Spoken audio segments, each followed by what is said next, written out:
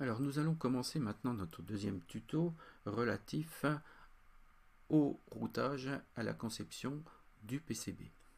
Alors pour cela, je vais rouvrir mon circuit tel qu'il avait été exporté à partir du schéma. Voilà, donc mon circuit, le voilà. Donc maintenant, je vais mettre en place je vais déjà redimensionner mon circuit imprimé. Donc pour cela, c'est relativement simple, hein. Donc il suffit simplement de redimensionner notre circuit suivant ce que nous désirons. Voilà. Donc là, moi, à peu près, je vais faire un circuit imprimé de cette taille. Donc pour l'instant, c'est pas important d'avoir une taille. Je vais remettre une grille aussi, puisque ça va me permettre plus facilement de voir en fait quelle est la dimension de mon circuit. Donc là, j'ai une taille de 50 mils, en sachant que 1 mils, ça sera 0,0254 mm. Donc pour avoir une idée plus précise, bah, tout simplement, ça c'est ma grille. Donc en fait, si je zoome dessus, donc je ferme ça, hop, voilà, donc ici je vois apparaître ma grille, et si je veux la visualiser, la grille de placement, je clique sur activer. Voilà, maintenant ma grille est prête. Je vais rapprocher mes composants. Je vais fermer celle-là pour gagner un peu de place sur mon écran. Donc je vais, hop, rapprocher mes composants. Voilà. Voilà. Et maintenant, je vais commencer par placer mon connecteur. Alors, ce connecteur, avant de faire ça, j'ai oublié de faire une chose, c'est-à-dire qu'il va falloir que je configure mon routage des pistes. Alors pour faire ça, je vais aller dans règles DRC, et dedans je vais donner des caractéristiques, c'est-à-dire que ici je vais définir deux classes de nets. Ça c'est l'ensemble des nets, c'est-à-dire l'ensemble des équipotentiels de mon circuit. Je vais créer dessus une classe que je vais appeler Power. Voilà. Cette classe Power, je vais placer dedans les fils d'alimentation. On leur donnera une taille plus importante que les pistes, que les nets en fait des équipotentiels des signaux. Donc je vais les placer comme membres. Voilà. VSS et GND. Voilà. Donc ça c'est ma classe Power. Et tous les autres vont être placés dans la classe défaut. Maintenant les règles, on va dire que les largeurs de pistes qui sont relatives au power, on va leur mettre une largeur de 24 millièmes de pouce, donc 24 mils, et pour la largeur, ici pour les autres pistes des signaux, nous allons mettre 12 mils. Voilà. 12 mils qui représente à peu près, ça va représenter à peu près 0,5 mm.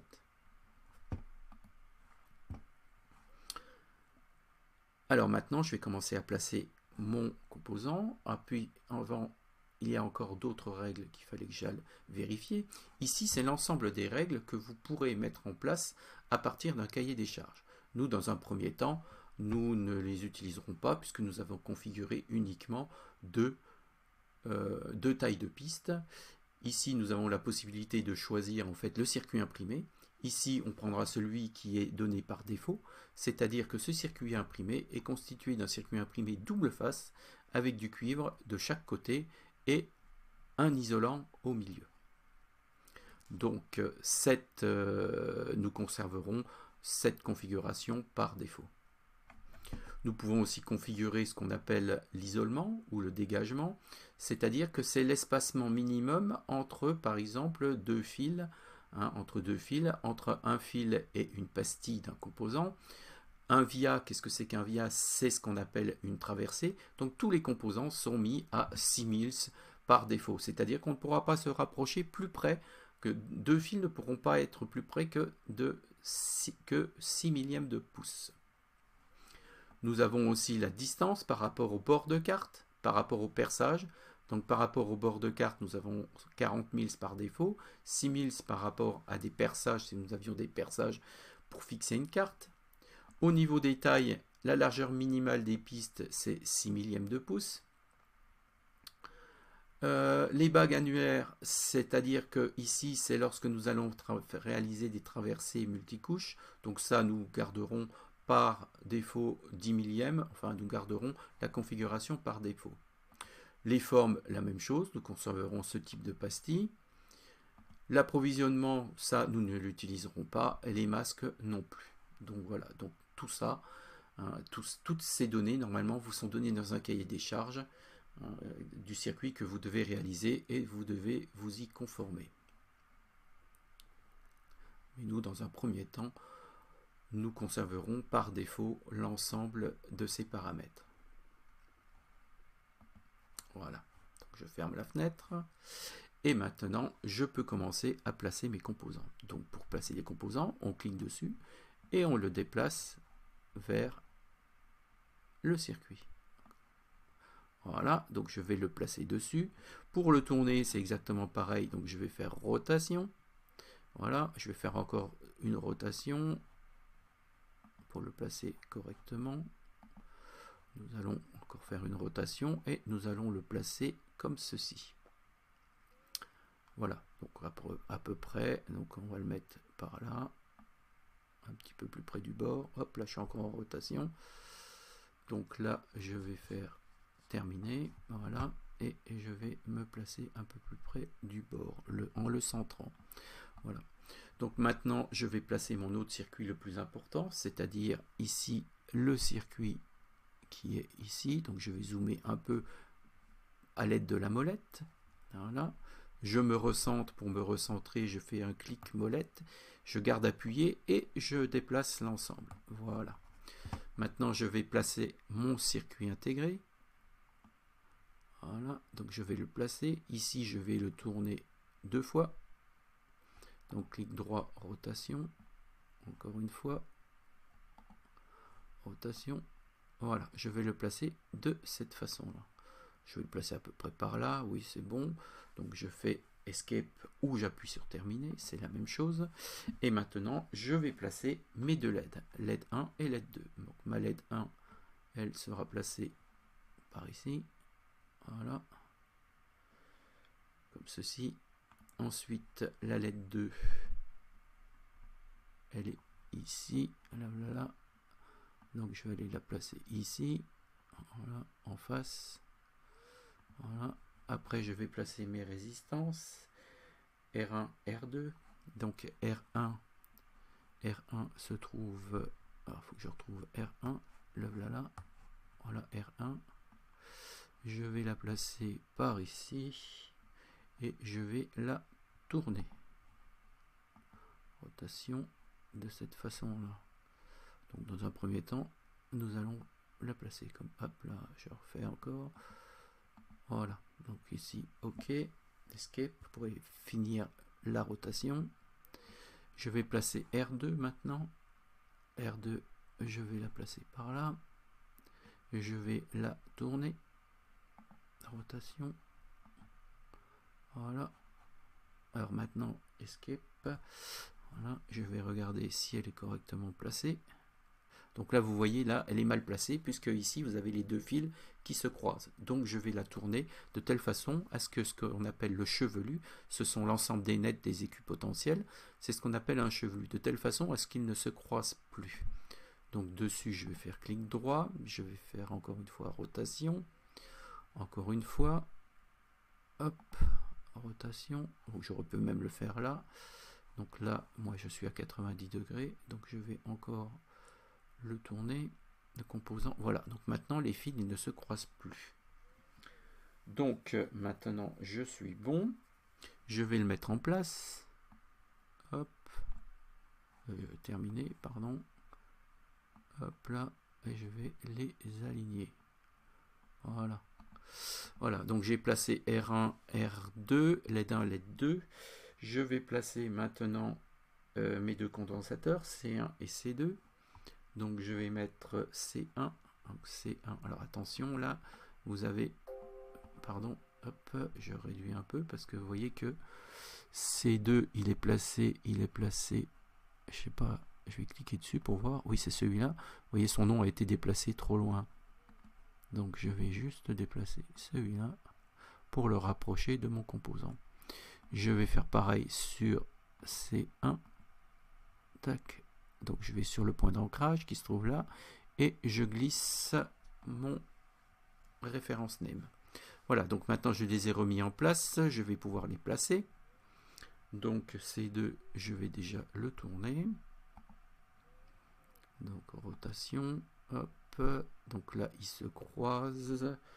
C2, C2, C2, ils se croisent, donc je vais le tourner encore. Donc je vais faire rotation. Encore une fois. Voilà, tac, voilà. Donc maintenant je vais le mettre en place par là. Hop là. J'ai oublié de décocher. Donc là, hop. Aïe, aïe, aïe. Je vais le remettre comme il faut, s'il veut bien. Donc sinon, je reviens en arrière. Tac, tac. Encore une fois. Et voilà. Donc là, il est bien. Je quitte la rotation. Et je vais mettre en place C2. C2, je vais aller le mettre en place par là. Voilà. Voilà, je vais placer C1 maintenant, donc je vais aller le rechercher. Voilà, je le tourne de 90 degrés. Voilà, donc là il se croise, donc ça va pas, je vais encore le tourner plusieurs fois. Donc rotation, encore une fois. Voilà, voilà. Donc ici, hop, je vais pouvoir placer C1. J'ai tourné, j'ai oublié de quitter la rotation. Voilà, terminé. Hop. Et je vais aller le mettre en place. Voilà, je vais le mettre par là. Il me reste à pouvoir placer R4 et R3. Donc R4 et R3 sont là-haut. Donc je réduis, je me déplace en cliquant sur la molette. Voilà. Donc maintenant je vais placer R4. Donc R4 en premier, je vais le tourner. Rotation, voilà.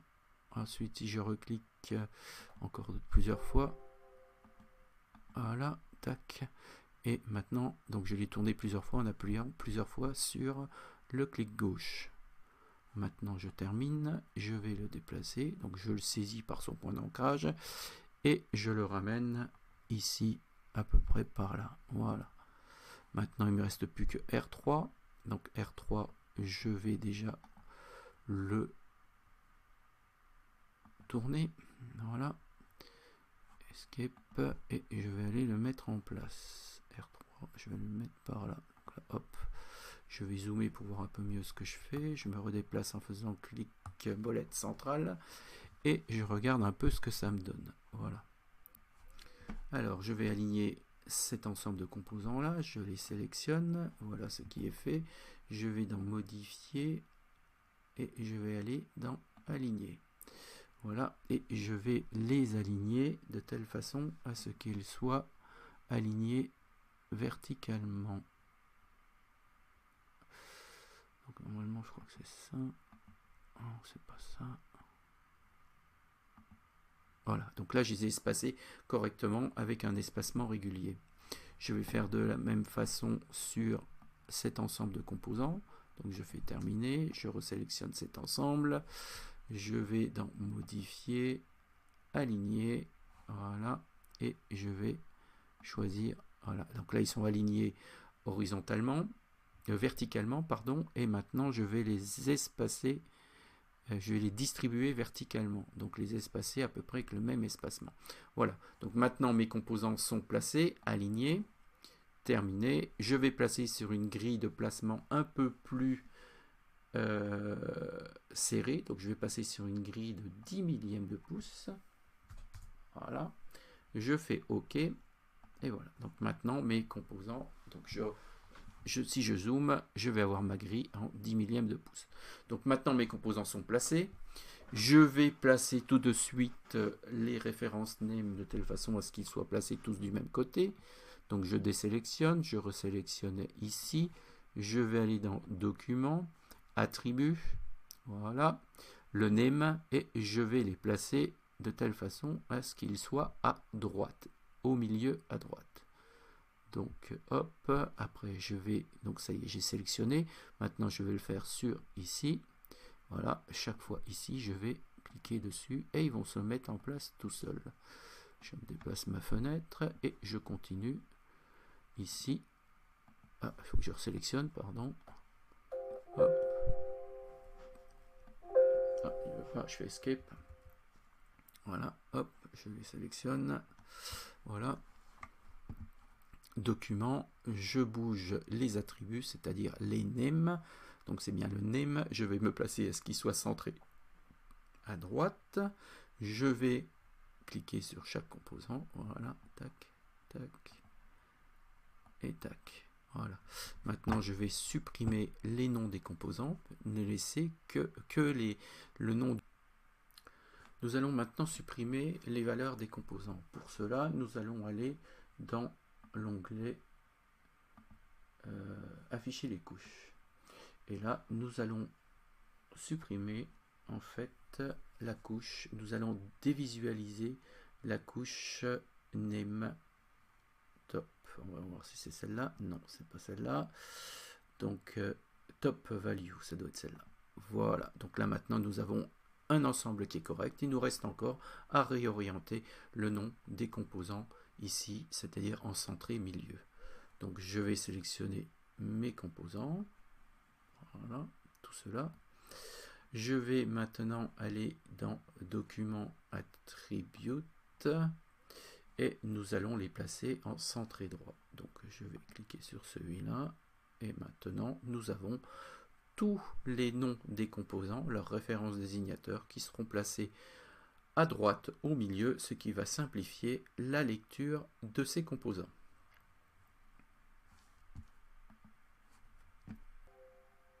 Alors nous allons maintenant aussi donc replacer l'ensemble de nos composants parfaitement espacés de la même valeur. Donc nous allons resélectionner ces composants là, aller dans conception, dans modifier et nous allons aller dans aligner et là nous allons espacer nos composants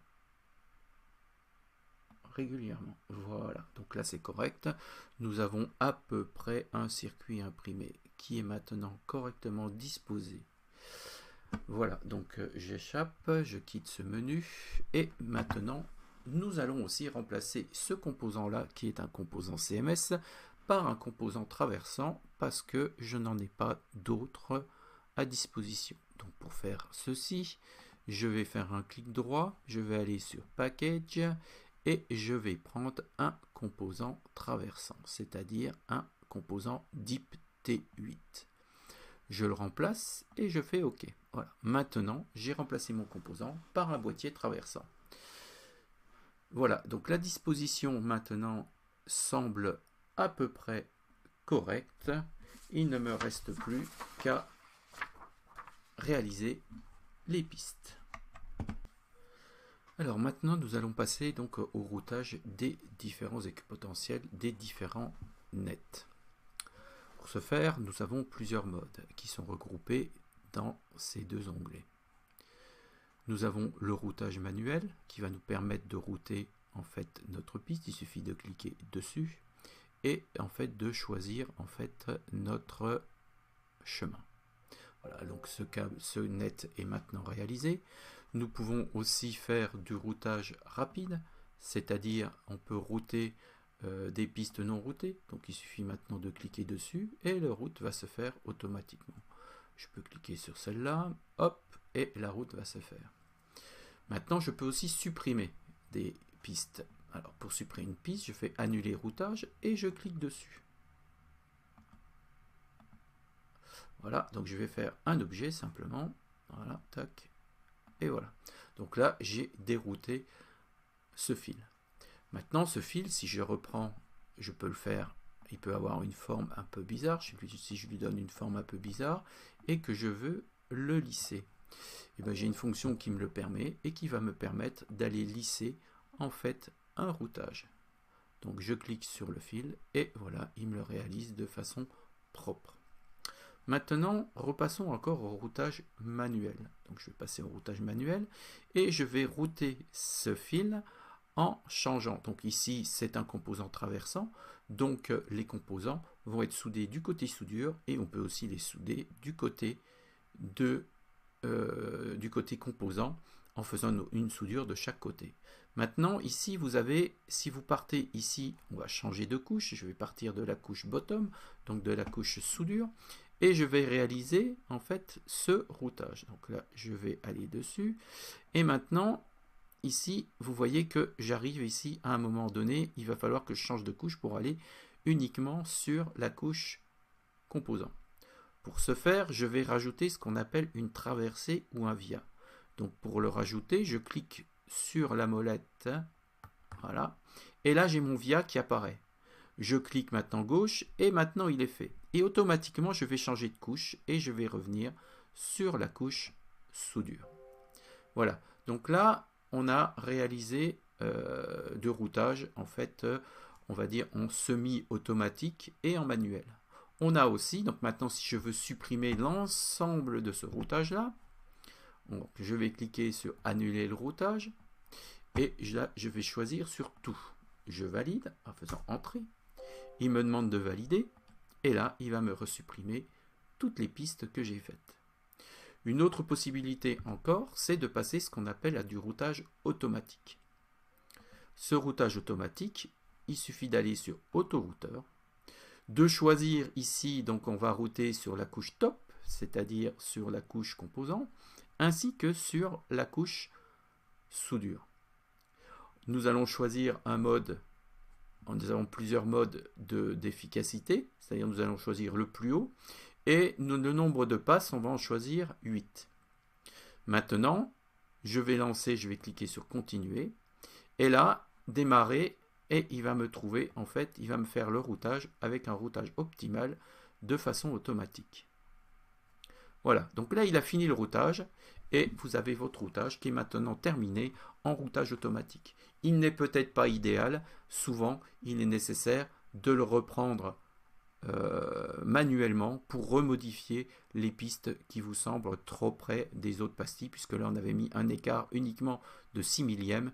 Si on veut augmenter l'écart entre des fils et des pastilles, il aurait fallu augmenter ce qu'on appelle le clearance, c'est-à-dire l'espacement entre, par exemple, les fils et les pastilles ou entre deux fils. Donc voilà, maintenant on a vu l'ensemble des fonctions de routage pour ce circuit. Donc ce circuit étant fini, maintenant je peux basculer sur une vue en 3D. Donc je vais transférer mon routage en 2D sur le routage en 3D. Voilà, qui est fait. Je vais faire entrer, donc transférer, c'est pareil, là, hop. Et là, je vais avoir la création de mon circuit en 3D. Donc là, il est en train de le réaliser, et voilà, mon circuit, il est réalisé. Donc je zoome avec la molette, je peux me déplacer dessus, hop, je vais me centrer dessus, et je vais, tourner un peu mon composant maintenant. Voilà, donc là, mon circuit imprimé est fini. Il est réalisé avec les pistes sur la couche composant. Les pistes sur la couche composant correspondant à l'équipe au power, vous avez le GND et la masse qui vont être en 24 millièmes. Et les couches et les fils de signaux, les pistes signaux, vont être en 12 millièmes. Voilà, c'est ce qui va terminer ce tuto.